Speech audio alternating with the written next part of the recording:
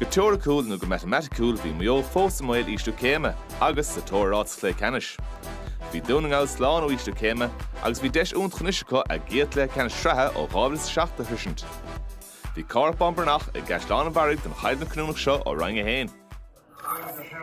Donald Stafford Thompson third free, data score vige, my help goal, score Jassa Kieran Thompson.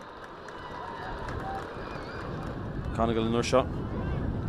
In the richting Donegal and Buaicphointí fós and Concha ag Darrow Buil, sin glót ag Ferruidor, an score fad. Irwin, Spórt try again to Hessian a curtú Donoghue, Fortig Donoghue will tá, data score van Troig Mayo, sin cool ain't Fórneags a Keartney Thompson ag Jack Kearney a croiach go bhfuair fad ach an pass ag Roinn Donoghue.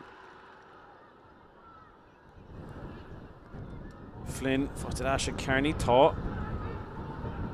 agus an vertical bullet fi chéile agus Jack Kearney tu fin na postí actually sin mar score glóte score ítach ag Jack Kearney sin chéad arúsin Darrow Buil Pastí bhí a sean try Donegal ar chúl tastin se fort acu agus clister fad ag Eoin McHugh a cha croithie ag Darrow Buil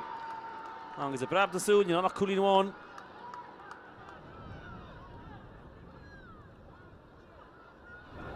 Roinn Donoghue chuirtún Buaicphointí a sí sin glót ag Roinn Donoghue fadan gear inis sin nimmer ag Donegal sa dar leis seo ceannach up Shane O'Donnell in the fórne cho scór tá siad Shane O'Donnell Langan is na trust logi sin agus sin an score bhí sé toiste agus bhí Langan toiste score agus tá Donegal imí as chun cín bhí seantain sin Mayo tá buntáiste acu is fiú go Matthew Rowan turfaíonn Buaicphointí is fiú rá má tá sí thar an sasan ag Matthew Rowan Ferruidor tá dartí tíh stip is mar cool an seo ag Donegal agus an réitir rága cicéirice tá se rága cicéirice Donegal ó Buil sábailte gréib agus sábailte cúbáda Mayo agus béide go bin sin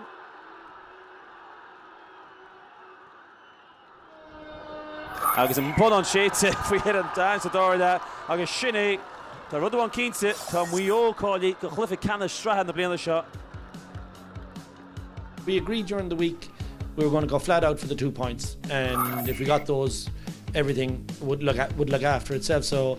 certainly on the sideline, while we knew where we were as a management team in terms of our league position, we very much stayed in the moment and just tracked what was in front of us in terms of trying to get that win. We are answering big hits by the opposition, and that's very, very satisfactory for me as manager, but the coaches are, working so hard on that last quarter and trying to finish off strong, and the evidence is that we're not doing too bad. Mayo and Kerry have always been hugely interested in the league, and what a game to get now at this time of the year. We'll be able to further test our gang, see where we're at up against a top team, but we're a very decent team too, so we go up there with plenty of ambition to have a right shot at a national title.